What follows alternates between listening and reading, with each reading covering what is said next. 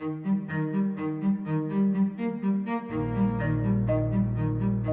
would think, I think intuitively, that energy would be the dominant way that humanity is impacting the planet. We've just seen how massive energy use translates into rising carbon dioxide and climate change. And energy, of course, is everywhere in our transport systems, our power supplies, our industrial processes, our home use. But it's quite arguable, I would say it is right to say, that the agriculture sector has an even larger impact on the physical planet and the various Earth systems than energy. Energy is causing climate change. Agricultural use and agricultural patterns not only have a huge impact on climate, but have a huge impact on every aspect of the Earth's systems and the planetary boundaries. We'll see soon that the food production contributes massively to greenhouse gas emissions, therefore to climate change. But we'll see also that the energy system, as we go around the circle, is in a way dwarfed by the food production system in its impacts on each of the other areas of the planetary boundaries. The nitrogen and phosphorus cycles, where we get the pollution from the runoff of nitrogen and phosphorus-based fertilizers. The fresh water use, which is about 70% used in the agricultural sector. The change of land use, overwhelmingly a reflection of agriculture. The loss of biodiversity, coming from the way that farmlands and pasture lands and tree crop plantations absolutely threaten habitats of other species unless agriculture is done in an agroecologically friendly manner. Chemical pollution, with the heavy application of chemicals such as herbicides and pesticides used in agriculture. There's a tremendous amount of chemical impact from the farm system. So it is quite arguable that farming dominates all of the human activities in terms of the anthropogenic effects. Anthropo, human, genic, caused by. That is the various human-caused impacts on the planet. Now this is in a way ironic because it takes us right back to the beginning of the modern economic era and to the very beginning of economic studies, just like Adam Smith does, and just like Adam Smith's wisdom is still useful today, so too is that of another great thinker, Thomas Robert Malthus, who wrote a famous text in 1798 called Principles of Population. Malthus was afraid. He was also afraid of planetary boundaries, but for a slightly different reason. Malthus said that the human population has a tendency to rise at a geometric rate.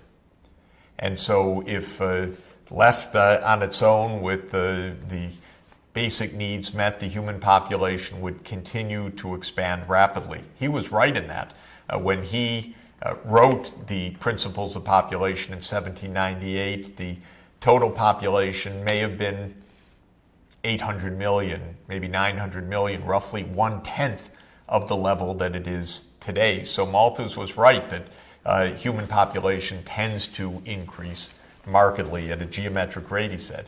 Now, he feared that the ability to grow food would only increase at an arithmetic rate, that is, adding a certain number of tons of feed grain or food grain per year to the world's capacity to grow food. And Malthus said, look, any geometric growth will always overtake any arithmetic growth. So the growth of the human population is always going to overtake the ability to grow food, he said. And at some point, there will be so many people that hunger will ensue. And when hunger ensues, there will be various kinds of devastating feedbacks, whether it's war, whether it's famine, whether it's disease or other scourges, that will push population back down, but will mean that humanity won't break free of the physical constraint on the ability to grow food. Now, Malthus did not anticipate the scientific advances of the Green Revolution, for example. He didn't anticipate modern seed breeding. Of course, even Mendel, who invented the modern science of genetics, would come basically about 3/4 of a century after Malthus. Malthus also didn't anticipate the breakthroughs in the science of soil nutrients and the use of chemical fertilizers to replenish soil nutrients and to boost food yields. Nor did he anticipate at least the potential for the human population to stabilize by means of modern contraception and family planning and choices that households make. So Malthus couldn't see the full dynamic ahead, but he worried that the human population would outstrip the carrying capacity of the planet itself. For a long time, economists and others laughed at Malthus. They said, "You got it all wrong. You see, modern science allows us to grow enough food for a geometric rise of the population. We know how to add fertilizer. We know how to have high yield seed varieties." But you know, Malthus is a pretty clever guy, and he had a real insight. And we're not done with his story yet, because his warning rings true today. While it is the case that increases of food production technology in agronomy and food processing, storage, transport, and the like has made it possible to feed 7.2 billion people, though not all of them by any means fed well or nutritiously, it is also the case that the food production system is so destructive of the environment that Malthus is still there waving his finger saying, "Not so fast. You haven't proven that you can grow this amount of food sustainably. What's going to happen when the water runs out? What's going to happen when the nitrogen and phosphorus loadings become so large, and so forth?" So I would say we're not at the end of the Malthusian story yet. Sustainable development calls for a renovation, a reform, an upgrading of the technological systems to grow food. It calls for us to eat more wisely as well, eating the kinds of food products that don't threaten the natural environment. For example, not eating endangered fish species or endangered species of land mammals, unfortunately, some of which are in huge supply as delicacies, even to the point of illegal hunting and poaching and threatening the very survival of these species. So changing farm systems and changing human behavior in terms of our diet and use of agricultural products is possible. But in order to meet Malthus's challenge, we still have to prove that it's possible to grow food in a sustainable manner for all of the people properly nourished on the planet, and with the food system recognizing and respecting the planetary boundaries. Boy, are we far from this today. Let's think about some of the ways that the food system is impinging on the planetary boundaries. First, the food system is an enormous source of greenhouse gases. Of course, agriculture uses a lot of energy for planting, for harvesting, for storing, transforming, and transporting food and other agricultural commodities. There's a lot of energy stored in chemical fertilizers, because to make urea or other nitrogen-based fertilizers, one requires a lot of energy to create the chemical compounds in those fertilizers. But what's interesting and important for us to note is that agriculture emits greenhouse gases in other ways as well. Remember, the two other major greenhouse gases anthropogenically caused, that is caused by human beings, in addition to CO2, are methane and nitrous oxide. Now, methane, or CH4, is emitted in a variety of ways. It's emitted by anaerobic processes in flooded or paddy field rice, for example, where the metabolic processes of the bacteria release methane into the atmosphere. It's also released from the gut of ruminant livestock. When cows chew their cud and digest their food, they are also emitters of methane on a large scale. Nitrous oxide is emitted partly through industrial processes and electricity production at coal-fired power plants, but it's also emitted by the chemical decomposition of nitrogen-based fertilizers. So fertilizers are a source of nitrous oxide in the air, but they're also a source of water pollution in the sea. In both cases, the nitrogen is applied on the farms, but it's not taken up by the plants themselves. It either volatilizes into the atmosphere or it runs off into the water and then on the way through the rivers and groundwater to the ocean. So greenhouse gases is one major way that the agriculture system impinges, causing climate change. Land use change and habitat loss is another obvious way. Humans use land primarily not for our cities, not for our highways, but for our farms and our pasture land and our timberland.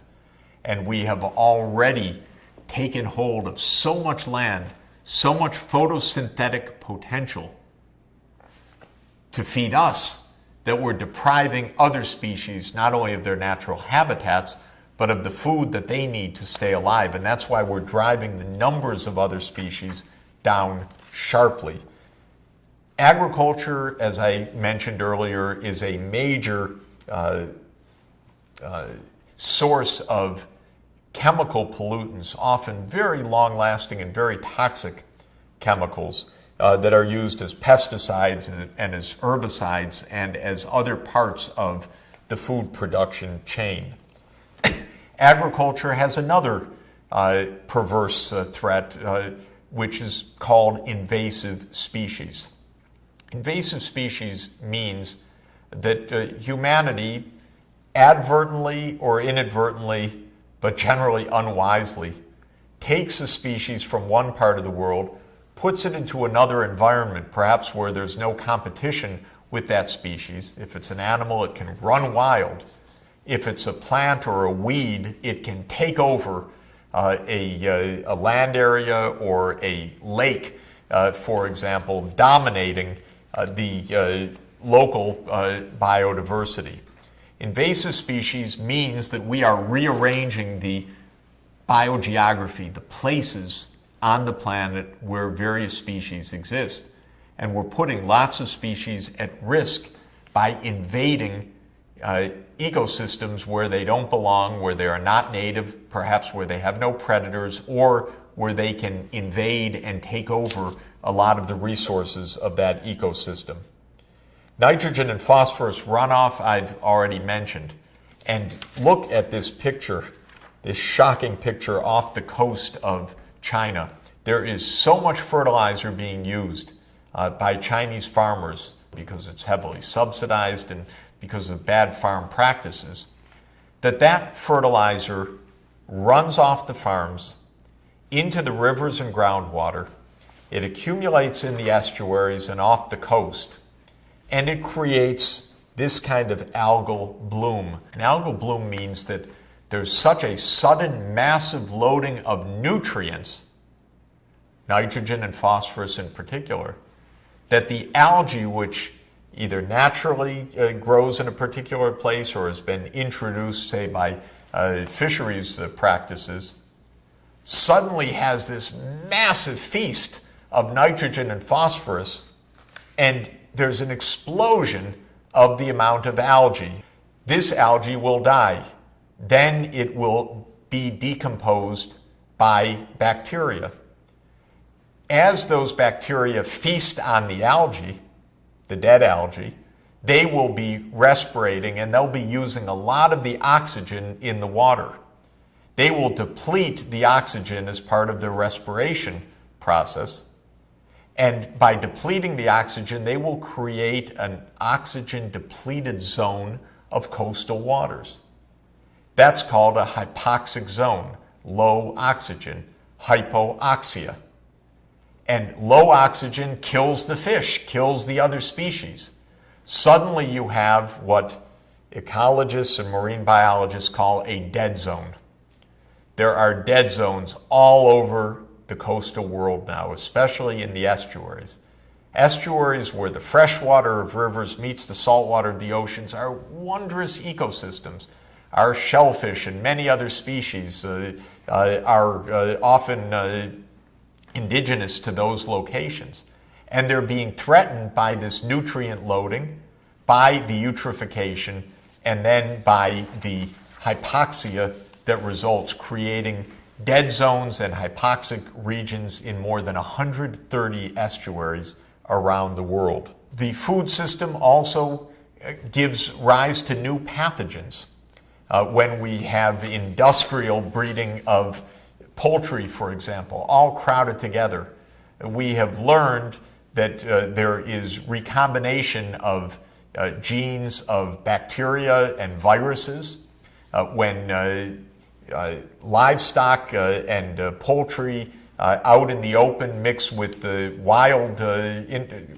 wild species of geese and other species, you get further recombinations.